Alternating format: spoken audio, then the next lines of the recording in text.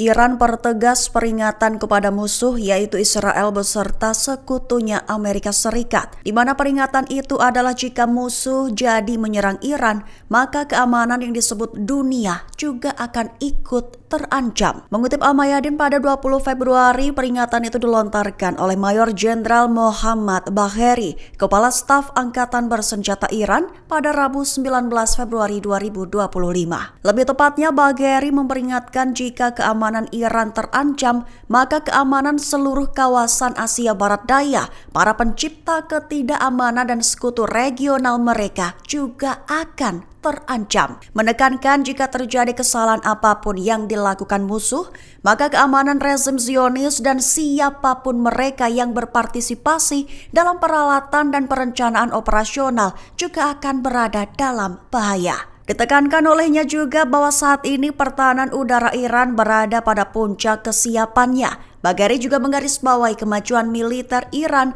dengan mencatat bahwa produksi rudal masih terus berlanjut tanpa gangguan dengan kuantitas dan kualitas yang sangat tinggi.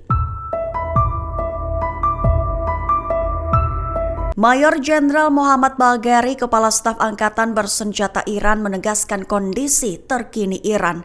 Ia menjelaskan bahwa Iran berada dalam puncak kesiapan penuh dengan produksi rudal yang masih berlanjut. Mengutip Al-Mayadin pada 20 Februari, hal itu diutarakan oleh Bagheri bersamaan dengan lontaran peringatan kepada Israel dan sekutunya pada Rabu 19 Februari 2025. Lebih tepatnya, Bagheri menekankan kesiapan pertahanan Iran, di mana ditegaskan olehnya bahwa pertahanan udara Iran berada pada puncak kesiapan. Seraya mencatat bahwa kerusakan kecil yang dialami telah diperbaiki sepenuhnya. Itu mengacu pada agresi Israel terhadap sistem pertahanan udara negara itu pada Oktober tahun lalu. Bagheri juga menggarisbawahi kemajuan militer Iran dengan mencatat bahwa produksi rudal negara itu masih terus berlanjut tanpa gangguan, terkhusus dengan kuantitas dan kualitas yang diklaimnya sangat tinggi.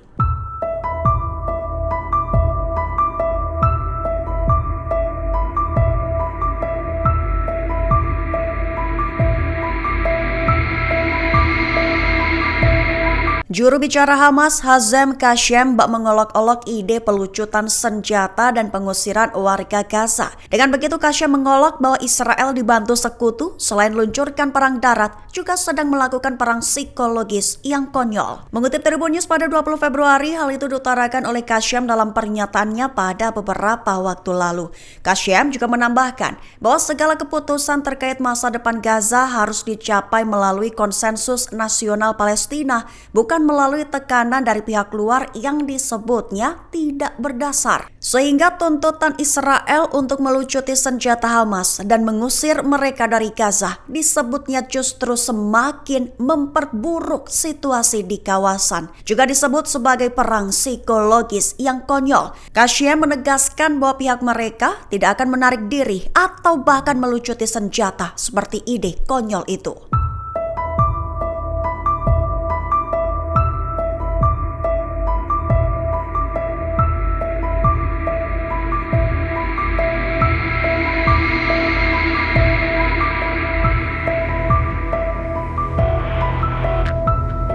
Hamas akan melakukan prosesi penyerahan 4 jenazah sandera Israel hari ini, Kamis 20 Februari 2025 waktu setempat.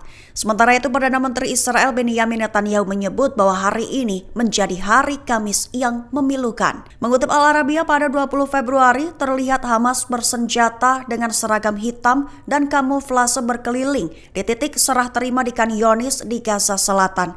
Mereka melakukan prosesi penyerahan total 4 jenazah sandera Israel. Rinciannya, jenazah kedua anak laki-laki dari ibu mereka yaitu Shiri Bibas bersama dengan sandera keempat yaitu Oded Lifshitz. Mengutip Tribun News, diketahui jenazah 2 anak laki-laki dari Shiri Bibas bernama Fir Bibas berusia 9 bulan dan Ariel berusia 4 tahun. Keduanya termasuk 2 sandera termuda yang ditawan Hamas dalam serangan mereka pada 7 Oktober 2023 silam. Di satu sisi, Netanyahu memberikan komentar di mana ia mengatakan dalam sebuah pernyataan video singkat bahwa pada hari Kamis ini akan menjadi hari yang sulit. Terkhusus akan menjadi hari tersulit bagi negara Israel, hari yang penuh kejutan, hari yang penuh kesedihan.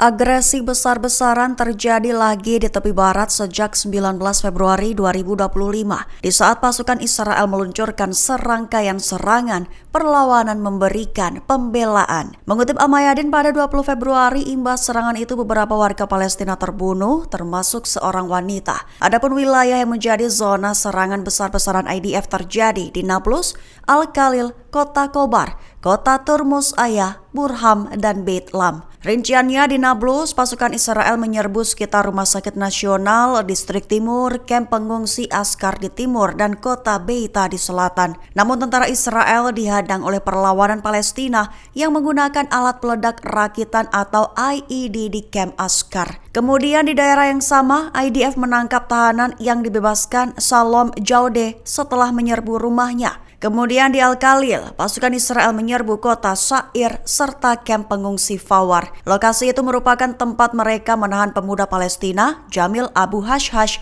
setelah menyerbu rumahnya. Seorang warga Palestina lainnya pun ditangkap di kota Urif di selatan. Sementara itu di kota Kobar di Ramallah, pasukan Israel menangkap seorang wanita Palestina.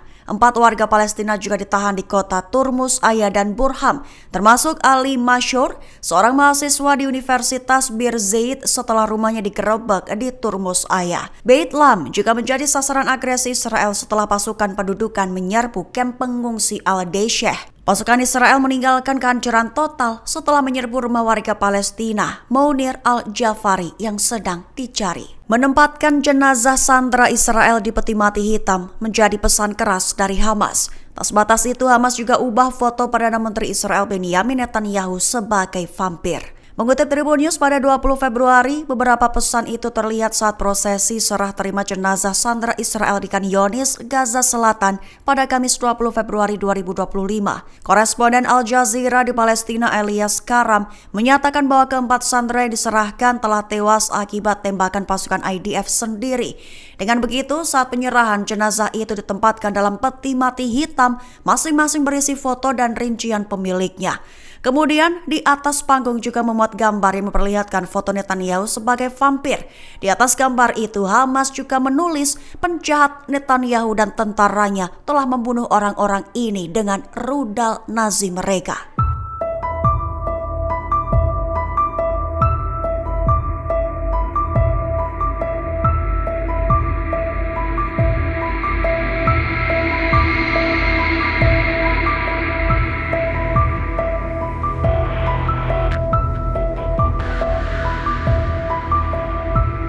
Download Tribun X sekarang, menghadirkan lokal menjadi Indonesia.